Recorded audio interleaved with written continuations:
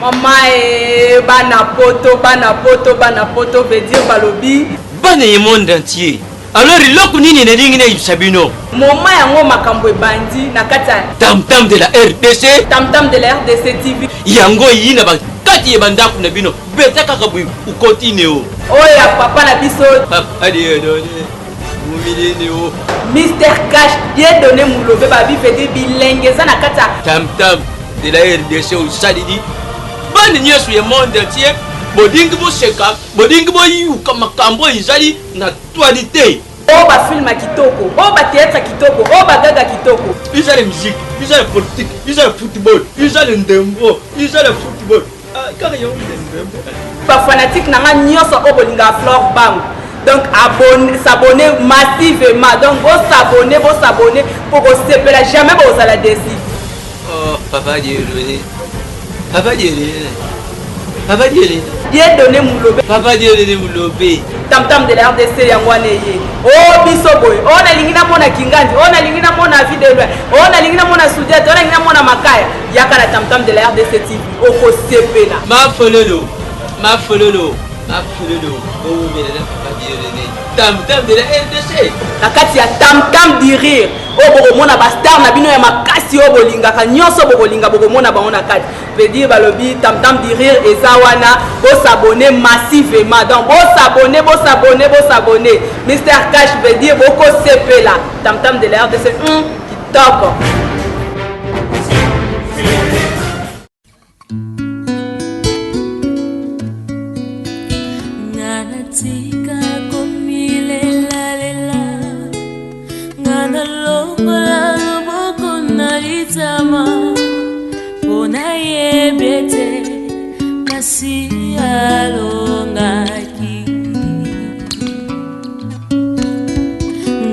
Tika komile la lela ngana longola loboko. Dieu ne descendra pas du ciel. Il va utiliser ton voisin. Il va utiliser ton prochain. Il va utiliser ta soeur. Il va utiliser ton frère. Si tu as un mauvais cœur, tu vas rater. Tu vas rater. C'est ça les conséquences. Parce que faire quelqu'un à marcher avec ce mauvais cœur, ça va t'amener nulle part. C'est pourquoi Dieu a besoin que nous puissions. La Bible dit, si cela est bon, cherchez la paix avec tous. Cherchez la paix avec tous. Des hommes qui ont des mauvais cœurs dans nos quartiers. Si nous connaissons seulement que la sœur est là, les frères est là, il a un mauvais cœur. Si on pose même une question, qu'est-ce que vous pensez de lui? Parce qu'il y a un projet ici, on fait quand même l'appeler. On fait quand même l'approcher. Tu vas voir les réactions des gens. Ah, pas celui-là. C'est un mauvais. Tu vois ce qu'il a fait dans notre quartier ici. Il ne mérite pas ça. Il y a beaucoup de les célibataires, ceux qui ont chanté ici. Oh, j'ai vu beaucoup de gênants. Dans les jours à venir, nous allons célébrer les mariages. Ma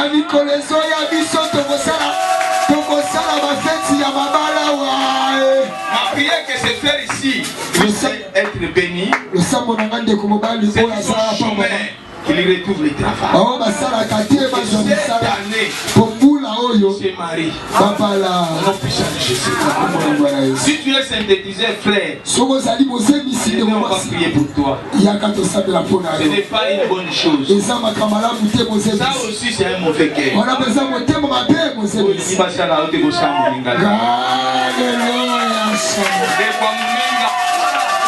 sœur est là, elle aussi, elle est la sœur de ton frère. Il faut faire attention. Il faut faire toujours des bonnes choses. Garde ta réputation. Les jours qu'on peut citer ton nom, que ce soit Nani, frère, non. Un frère formidable. Dans l'intercession internationale Kingdom Church, on avait ces gens de frères, même 3. L'église allait évoluer. Laisse-toi. Il y a des bonnes réputations. Oh, que le Seigneur nous aide. Que nos cœurs changent. Nous puissions faire plus sur le bien que le mal. Nous aurons une bonne réputation. Attention. La Bible dit que la renommée du Christ est répandue. Partout. On parlait de lui. Il y avait une bonne renommée. C'est pourquoi maman Pilate était aussi troublé. Il voulait condamner. Il était cet homme ici, je le vois, il est juste. Pour condamner l'innocent. Moi, je veux me débarrasser de lui. Parce que je le vois, il n'a aucun mal. A mal, il rêvait la nuit. Il y a qui se tombe ici pour se tromper. Je n'ai pas dormi. Il a me débarrasser. Il a pris de l'eau. Il a lavé la mer. Pour dire cet homme ici, il est innocent. Il est juste. Il a une bonne renommée. Et ta renommée aussi. Ta renommée aussi. Ta renommée aussi. Ma prière. Que ta renommée puisse se répandre. Que ça puisse se répandre. Si toute la toute une partout ici. Une bonne renommée. Même pour cette église. Une bonne renommée. Une bonne renommée. Au nom puissant de Jésus. Au nom puissant de Jésus. Lorsque Jésus va te détruire. Si quelqu'un va te détruire, il va seulement détruire ta réputation. Il va seulement salir ta réputation. C'est fini. Là où les portes étaient ouvertes, les portes seront fermées. Ma prière. Que le Seigneur nous aide. La dernière des choses, celui qui a un mauvais cœur, les portes de la mort n'est pas loin de lui. Un homme mauvais, les portes de la mort est ouverte. Quand on va demander, qu'est-ce que vous voulez? Il dit, on va se débarrasser de lui.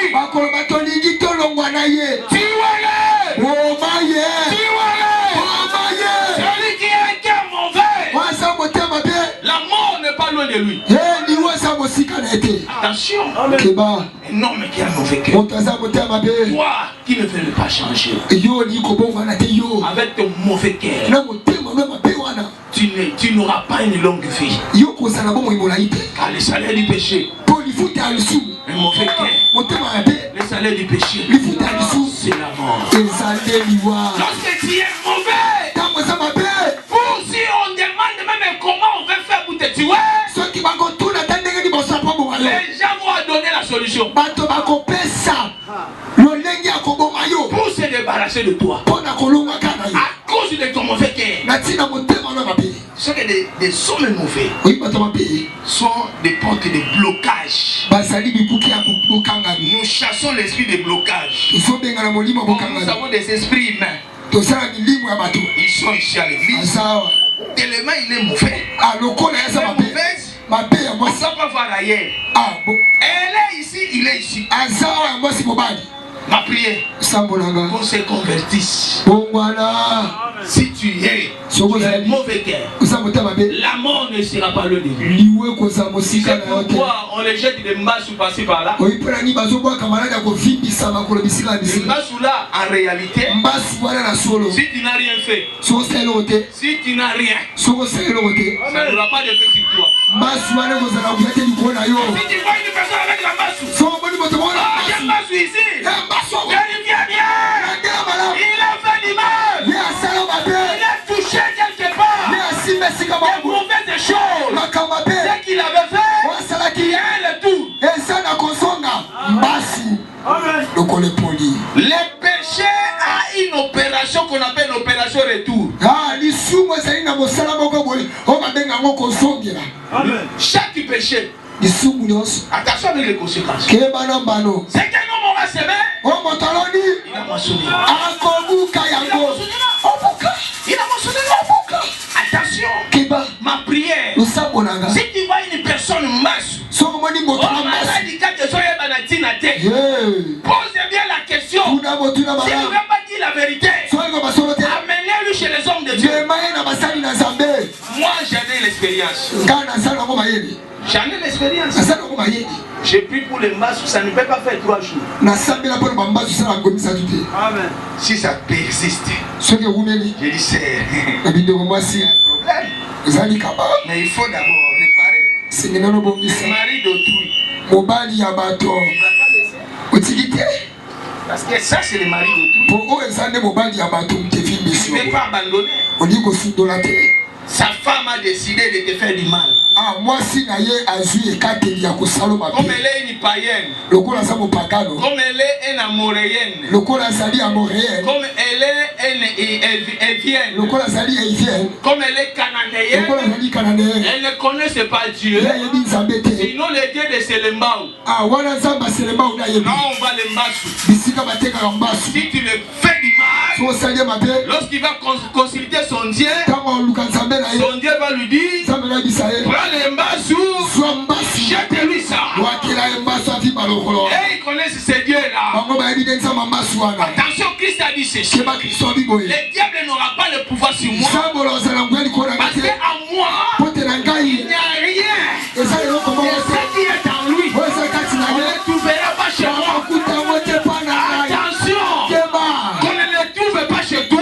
Qu'on ne trouve pas ces mal chez toi. Qu'on ne trouve pas les mauvais cœurs chez toi. Lorsque l'ennemi viendra comme un fleuve, si l'ennemi vient, si tu as l'esprit de Dieu, la Bible dit, lorsque l'ennemi viendra comme un fleuve, l'esprit de l'Éternel qui est en toi va les chasser. Et si l'esprit de Dieu n'est pas là, ton masse ou bien, rien ne peut l'empêcher. Masse ou entrera. Quand il y a les maladies, elles sont couvertes. Comme il n'y a rien, il aura lancé dans ta vie. Oh, quand les enfoutements viendront, comme il n'y a rien, laissez-nous bénir sur l'homme de Dieu. Comme il n'y a rien, les enfoutements entreront. Tu vas parler par-ci par-là, on ne trouvera pas la maladie. Autant sorceller, en toi il n'y a pas Dieu. Tu es le fils des ténèbres. Tu es la race des serpents. On ne trouve pas la présence de Dieu. Mais si Dieu est là, la Bible dit que Christ est mort, l'espérance il est la mort. C'est lui qui est en moi, qui est en vous, qui est en vous. Si c'est Christ, la Bible dit, la sorcellerie ne peut rien, l'envoûtement ne peut rien, la puissance de ténèbres ne peut rien. C'est lui qui est en moi, il est plus puissant.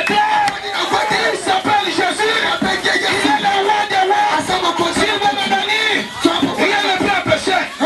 S'il veut me lever, rien n'empêchera. S'il va m'ouvrir le chemin, rien n'empêchera. Celui qui est assis, il est assis sur le trône. Il est le roi des rois. Lorsqu'il dit mort, la chose s'accomplit. S'il est à moi, tout ce qui est dans le monde n'a pas de pouvoir. La Bible dit, Christ a dit, mes fils enfants, ne craignez rien. J'ai vaincu le monde. Tous aussi, tout est vaincu. Celui qui a mon vainqueur, Dieu ne sera pas avec lui. Un homme du bien, il marche avec Dieu. Un homme du bien, l'esprit de Dieu est là. Un homme du bien, il est en sécurité. La Bible dit les sentiers du juste. Les sentiers du juste. Il y a une lumière.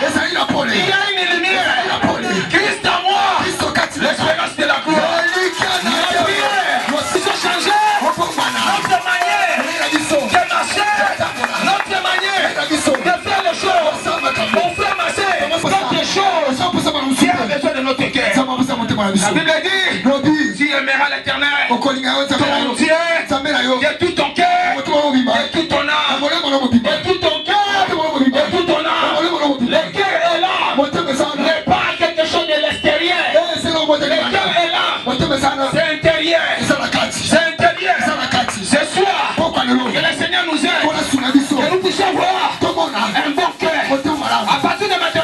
Que le Saint-Esprit prenne place. Prenne place. Les fruits de l'Esprit puissent se manifester. Lorsque ça se manifestera, avant la fin de l'année 2018, cette église ne sera pas ici. Ne sera pas ici. Dieu ouvrira les portes. Dieu ouvrira les portes. Ayez le bon cœur. Même dans les quartiers, nous sommes entourés de païens. Ils nous regardent. Attention, ce qu'elle fait, on ne regarde pas. Ce que nous faisons, c'est ce qu'elle regarde. Elle aussi qui prie. Elle aussi qui prie. Ma prière, que le Saint-Esprit nous aide. Que le bon cœur.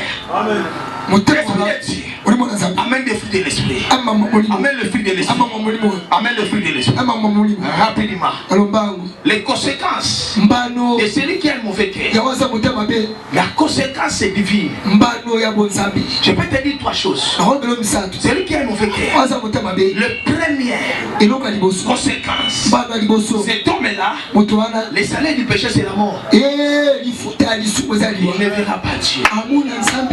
Pour cet homme-là, s'il meurt, avec tout ce qu'il a en lui, mauvaise chose dans sa vie, il ne verra pas Dieu. La deuxième des choses, il va vivre après ici le châtiment éternel. C'est son mauvais cœur. Ça va lui amener le châtiment. Et le châtiment éternel. C'est pourquoi mon frère, ma soeur, ne restez pas longtemps dans le mal. Ne restez pas longtemps dans le mal. Change ta façon. La troisième des choses, et la troisième conséquence, c'est l'enfer. C'est lui qui a le mauvais cœur. Et ceux qui ont le cœur pire, ils verront Dieu. Celui qui a le mauvais cœur, ils ne verront pas Dieu. Sa place sera en enfer. Il ira en enfer. Ici sur la terre, il ne verra pas la bénédiction. Dans l'éternité, sa place, ça sera l'enfer. Ma prière, si tu n'as pas encore changé certaines choses, aujourd'hui, change. Aujourd'hui, prends des décisions. Un enfant de Dieu ne peut jamais avoir ce genre d'histoire. S'il y a encore certaines choses, si tu insistes, prends une décision. Mets-toi les moules au-dessus. Nous allons prier. Seigneur, je sais ma faiblesse, que cela soit ôté. Je sais, là c'est sur ma faiblesse. Ce soir, que cela soit ôté. Soit ôté. Au nom puissant de Jésus. Mon Père, céleste, là-bas planté, ça va déraciner. La Bible dit Ndena Kokoka, Molimo Mosantu, Simba Motema, Longola ya Libanga, Chakati Nangai. Et ce séminaire, ouvre les portes. Ouvre les portes. Mais le Seigneur t'a fait de me dire d'ici vers l'intérieur.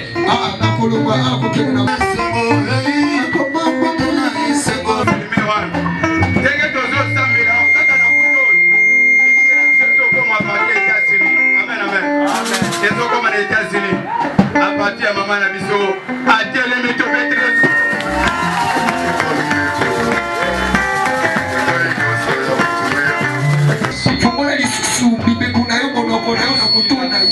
Parmi nous, ce que l'œil n'a point vu, ce que l'oreille n'a pas. Nous disons tous oui.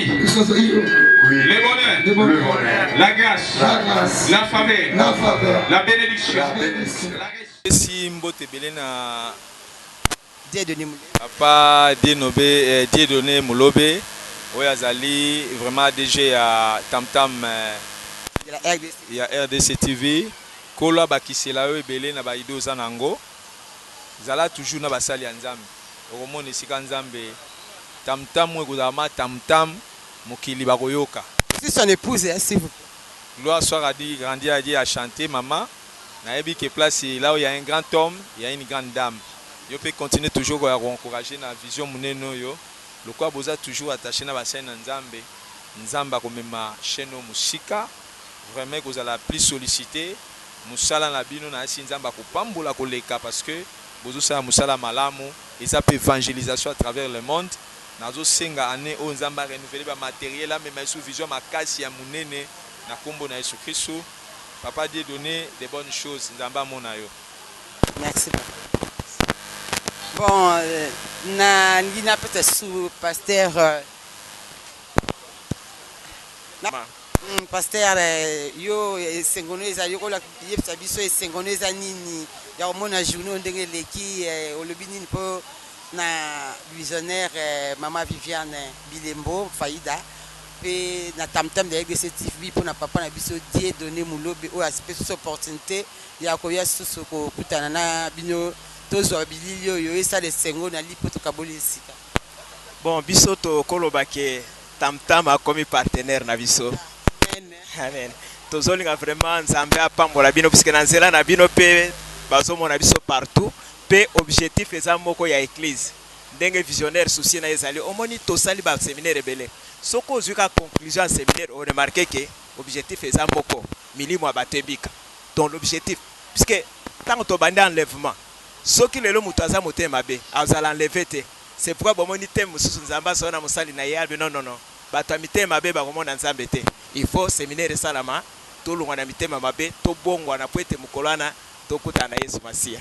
Donc tozane se makasi mino moko bomoni ambiance ndenge zalaki souhait na biso ezali ke changement penze mona na kati na bomo na biso pe mukolana to kutana na lola na tamtam pe kuna to kutana. Amen. Merci papa.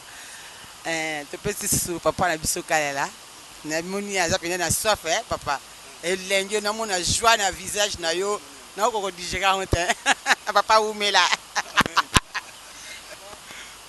Nini papa impression na yo vraiment manifester joie comme si nzambe mingi akomisi nzambe vraiment ata mopepe mbule linga ko déranger mais ba na nzambe yepe milulo eleki malamu matondo mingi tozongise pa na nzambe po soko nzambe te linga kusala mabe et tu bizongise matondo mingi pa mama na biso oya soutenir musalo yo oya zo kambe église internationale isika zali nzambe na likolo mona ye akonte na kosala nzambe ko ile botere sera baloba kete to sala nzambe na biloko Zamba serba to sokula ba depot soko ezana marchandise na kati nde benga meza depot soki marchandise na kati te ba kubenga depot wana se kufa yango wana nzamba sali yeke oye nzamba zo pesa ye a soutenir musana nzamba yeke ndeli boso esuka wote awe ezani mbala ya liboso po ete seminaire sama na kati na bomu ye moko amona amoni te na libanda amoni pe musala nini zo sala mao ngana koloba mingi te ye ayebiso motema ma ye moko na pesi seconde to television to ko motema malamu motema malamu misana ngoza ni to sana malamu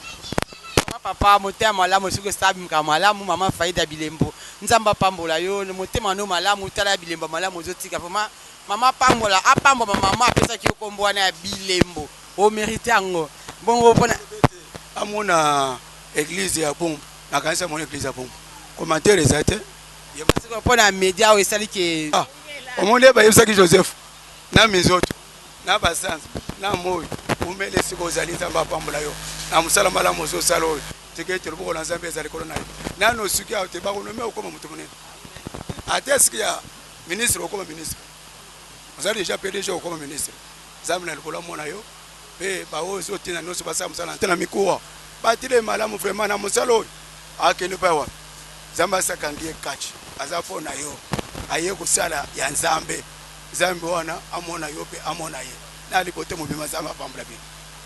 Merci papa. Intercession internationale de Kingdom Chichi. Et puis papa et Kambami la visionnaire Maman Viviane Bilembo, la prophétesse Moni Bilembo et Tikalia vraiment Zambazwa Lokumo.